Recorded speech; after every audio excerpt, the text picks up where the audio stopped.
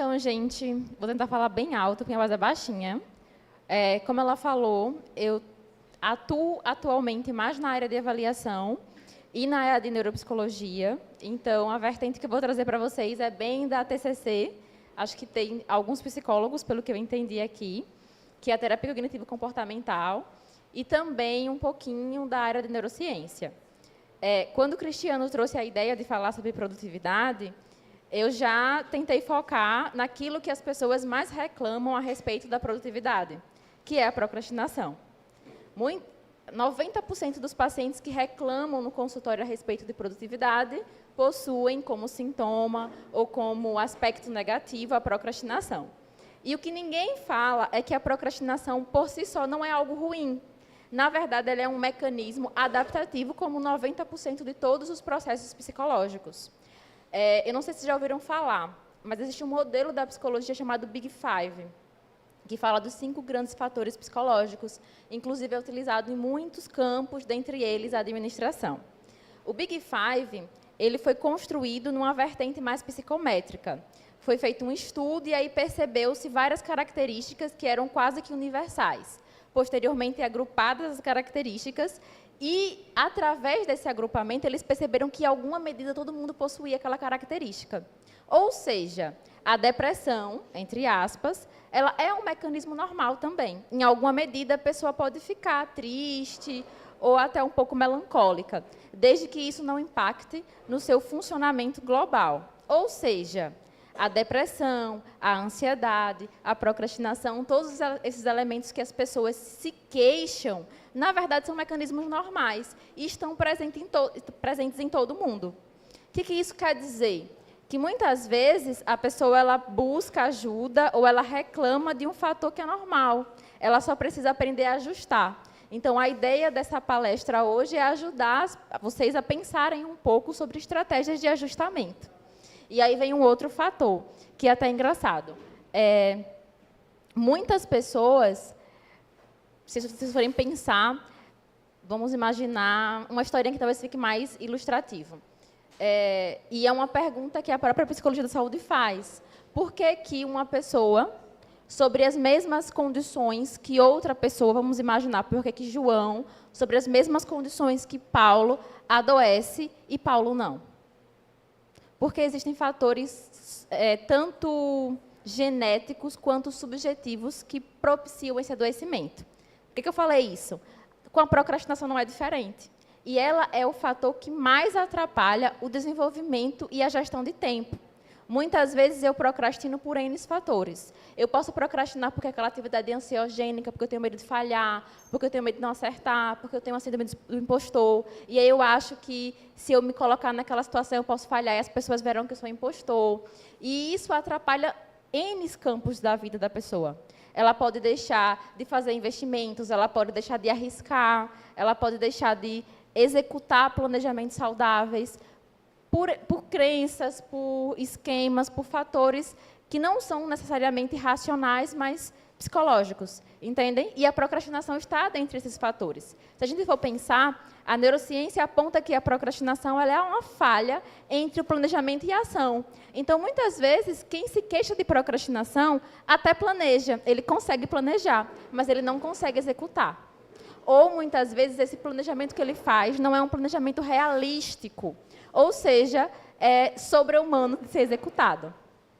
Nesse viés, vamos pensar em algumas estratégias que são possíveis de serem executadas. Eu tinha passado para o Cristiano, para ele passar para vocês, um e-bookzinho que fala sobre 3 hábitos, 3 segredos para vencer qualquer tipo de comportamento procrastinatório, né? E o incrível é que esses hábitos eles são celebrados dentro da neurociência, certo?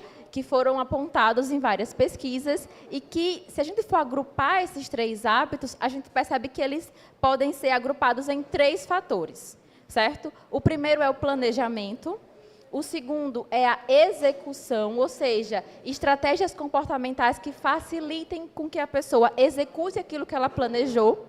E o terceiro aspecto seria a avaliação daquilo que foi executado.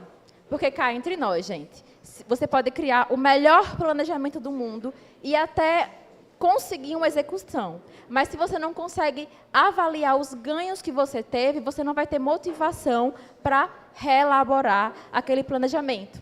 E muitas vezes, quem planeja sabe que 40%, 60% do trabalho está no planejamento.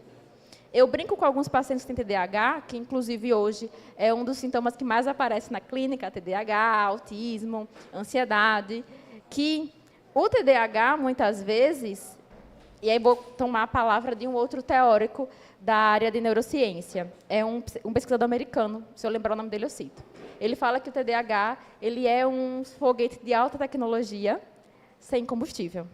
Porque ele consegue planejar, ele tem ideias fantásticas. Se vocês convivem com alguém que tem TDAH, vocês vão perceber que tem uma expertise para negócio, sabe? Uma visão criativa imensa, mas que não consegue colocar em prática tudo aquilo que pensou. Correto? E por que não? Porque a falha dele está lá no planejamento. Ele se planeja de maneira ineficaz.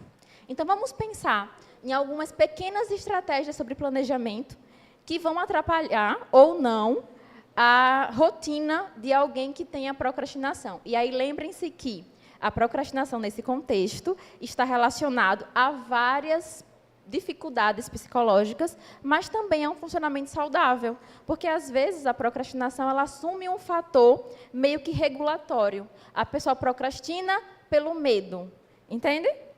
E medo todo mundo tem. Então, não necessariamente quem procrastina tem uma dificuldade psicológica, certo? Vamos pensar lá sobre o planejamento.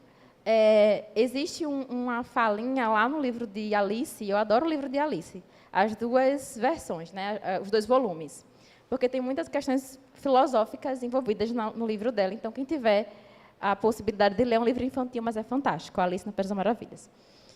Tem uma partezinha do livro em que Alice encontra o coelho, vocês lembram dessa parte, né? E aí ela pergunta, para onde dá esse caminho? Aí o coelho pergunta, aí o gato pergunta, para onde você quer ir? Aí ela, não sei. Aí ele, então pode seguir, porque para quem não sabe, para onde ir, qualquer caminho serve.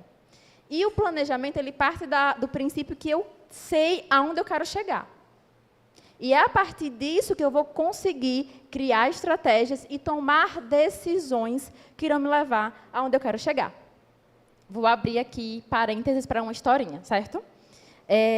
Eu comecei a trabalhar muito cedo, porque por N motivos da vida. Então, com 12 anos de idade, eu já dava aula. Eu dava aula de inglês no interior. E aí, quando eu entrei na faculdade, como uma forma de me ajudar a manter a faculdade, porque eu fui bolsista na época, eu dava aula de banca. Então, muitas vezes, eu vinha para Aracaju, que sou do interior. Eu vinha para Aracaju de manhã cedo, eu fazia um estágio, que era, na época, era não remunerado, né? Eu fazia um estágio para aprender. E aí voltava meio-dia para o interior, dava aula 3 turmas de banca, depois voltava para cá, ia para a faculdade, estudava até 10 da noite, voltava para o interior, dormir meia-noite. E no outro dia, 5 da manhã, estava em pé. Estou só contextualizando. E aí eu lembro que, no meio disso tudo, eu conheci uma professora que era da área de administração. Eu não vou citar o nome, mas ela é bem famosa aqui em Aracaju, na área de psicologia organizacional. Eu fui monitora dela, então veja que eu ainda arrumava tempo para ser monitora. Porque, na época que eu fiz faculdade, eu caí na psicologia meio que sem querer. Não foi minha primeira escolha. Eu queria ser engenheira química. Não passei em engenharia química, mas tinha conseguido uma bolsa. Eu fiquei com mais excedente na época, então pensei, vou cursar psicologia, porque eu já lia sobre psicologia e gostava muito das leituras, até me chamarem. Só que acabou que eu gostei do curso e não desisti e continuei. Então, na faculdade, o que me inquietava era, eu não sei o que eu quero, porque eu não me vejo em muitas dessas questões. Até conseguir esse estágio, que é uma área mais matemática da psicologia, e me apaixonei com o que eu trabalho hoje. Mas, enfim. Na época, eu trabalhei como jovem aprendiz na Vale um tempo, saí da Vale, fui para esse estágio, me encontrei na psicologia, e aí recebi uma proposta de emprego para gerenciar uma empresa, que foi de um dos rapazes que trabalhou comigo, né? E aí, vamos lá, o importo do network. Fiz o network lá na Vale, quando eu saí da Vale, esse colega de trabalho tinha uma empresa, e aí me chamou para gerenciar essa empresa. Mas aí me veio aquele questionamento, meu Deus, e agora? Eu preciso de dinheiro, né? Então, lá eu vou ter um dinheiro fixo que vai me ajudar com a faculdade. Mas eu consegui finalmente me encontrar na profissão, nesse estágio que não me paga nada. O que escolher? Nesse momento, vem as estratégias para planejamento e tomar decisões. Eu não vou tomar decisões baseadas no meu aqui e no agora, porque muitas vezes esse aqui e agora ele é fluido. Mas eu preciso tomar decisões baseadas aonde eu quero chegar. Então, parei, pensei e falei, não. Eu vou agradecer a possibilidade e vou continuar dando as aulas. As aulas me mantêm e me ajudam a chegar onde eu quero chegar. Porque nesse estágio eu não ganhava nada, mas eu tinha acesso a alguns cursos. Eu tinha acesso a livros que eu não teria condições de comprar, porque livros de psicologia na época eram muito caros. Eu teria acesso a conhecimento que de outra forma eu não conseguiria. Percebem? Logo, muitas vezes, algumas perguntas norteadoras, elas são o ponto de partida para um planejamento eficaz. Quando vira o ano, eu geralmente questiono os pacientes, né? Tá, qual é o seu objetivo para esse ano vindouro? Por quê? Porque o objetivo ele é a base do planejamento. Através do objetivo, eu vou construir metas. E essas metas, elas precisam ser mensuráveis, elas precisam ser temporais, elas precisam me ajudar tanto a fragmentar o meu objetivo, diminuir em pedaços, para que ele seja executável, quanto possível de mensurar. Porque se eu não consigo mensurar as minhas metas, eu não consigo nem construir modelos que sejam motivadores para mim. Sobre modelos motivadores, eu tinha uma estratégia bem engraçada, gente. Eu tinha TDAH e não sabia quando eu era mais nova. Então, para mim, se aquele conteúdo não era um conteúdo que me chamava atenção, era uma tortura, era quase um parto fazer. O que eu fazia? A cada 10 páginas de um livro que eu não gostava, por exemplo, filosofia na época, eu comia um chocolate. Aquilo me motivava. Era motivador. Eu fui criando pequenas estratégias para me motivar, porque cá entre nós, a rotina já era maluca. Se eu não conseguisse me motivar ou vibrar pelas pequenas conquistas, eu não ia chegar a lugar nenhum, porque é cansativo. E, enfim, com base nessa percepção, eu vou trazer um caso ilustrativo para vocês, certo? Quando eu me formei, ainda baseado nisso aí, a psicologia, eu sempre entendi, mesmo não tendo aprendido na faculdade, que a psicologia ela era uma profissão finita. Ou seja, eu só tinha uma possibilidade X de faturamento, porque eu sou só uma. Concordam comigo? Então, vamos pensar do ponto de vista mercadológico. Olha, com a psicologia, eu só vou conseguir ganhar no máximo Y por mês. E esse Y ele vai ter que me servir para os custos fixos, para os custos variáveis e para o meu prolabore. Certo? Mas existem outras formas de conseguir aumentar esse valor. Enfim, pegando esse ponto de partida. Indo para o que eu quero falar sobre planejamento. Me formei e pensei, o que é que eu vou fazer da vida? Primeiro ponto, vou construir um plano de carreira. Porque eu preciso tomar decisões que me levem para onde eu quero chegar. Peguei meu cadernozinho, na época eu sempre gostei muito de escrever, e comecei a colocar quais eram as especializações que eu queria. O que é que eu queria fazer da vida a partir de formada? Quanto eu queria ganhar a cada ano? Qual era o meu objetivo final de precificação para o meu serviço? E, gente, quando eu me formei, eu ganhava R$15 a hora de atendimento, porque eu trabalhava no plano de saúde. Mas eu aceitei o serviço na época sabendo de todo o percurso que eu queria fazer, que eu queria tomar. Entendem? Não, baseado no planejamento, eu consegui fazer decisões lógicas, que no primeiro momento pareciam meio malucas, mas a longo prazo não seriam.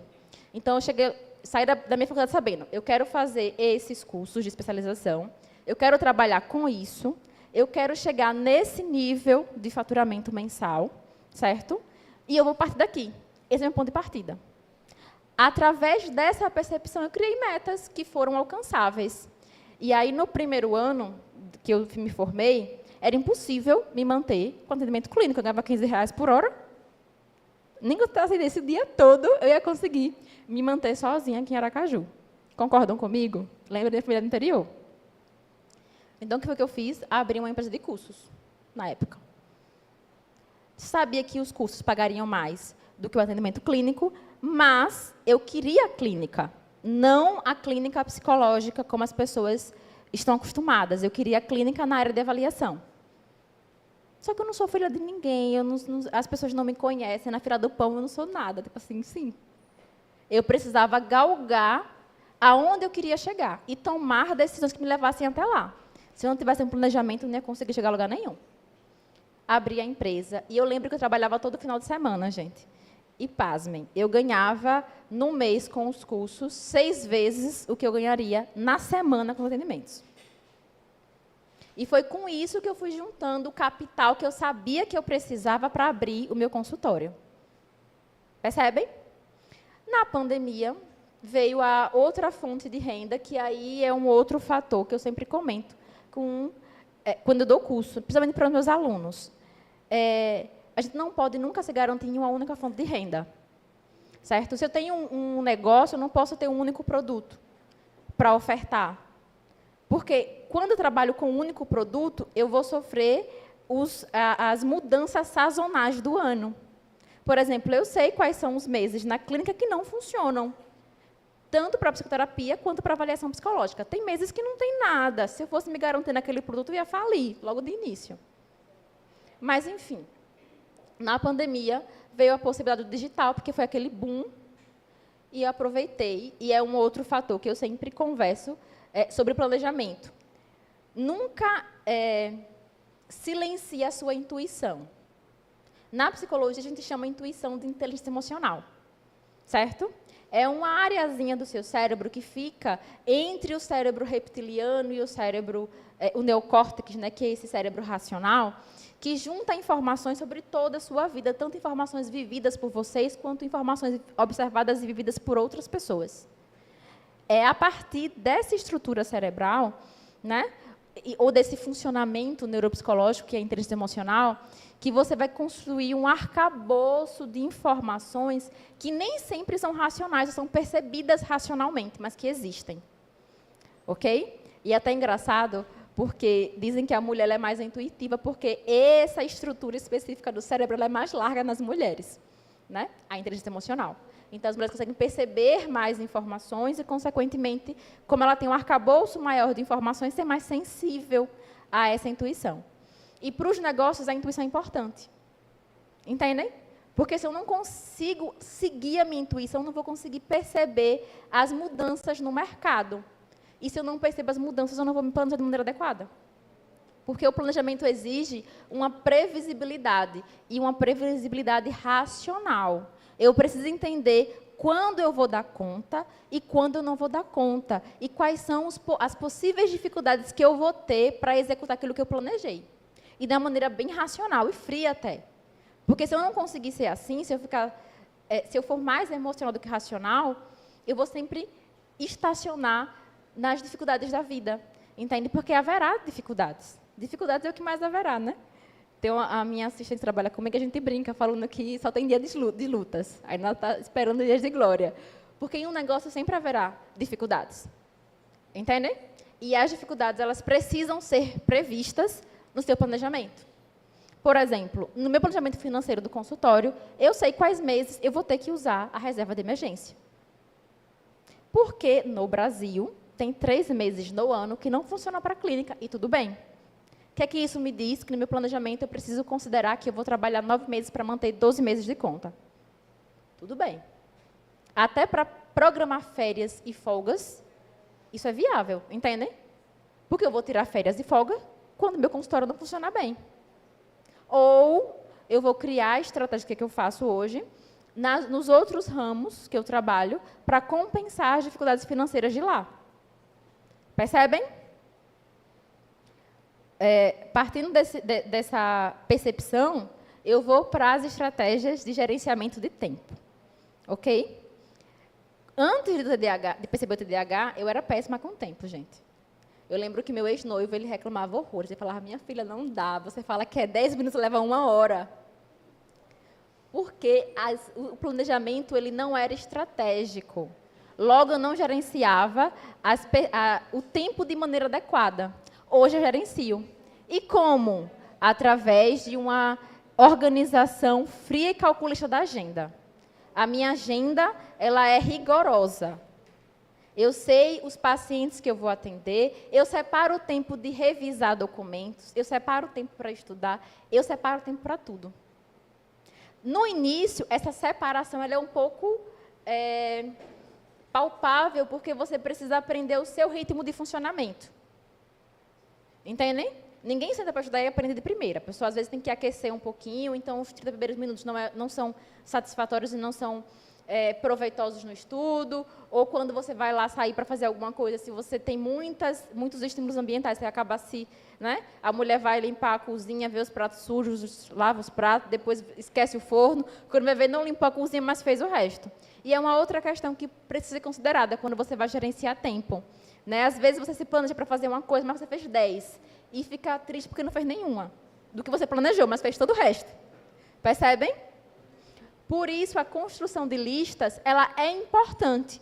Porque você começa a perceber, muitas vezes, que você se planeja para fazer 3 coisas no dia, faz 10, mas não fez as que você planejou.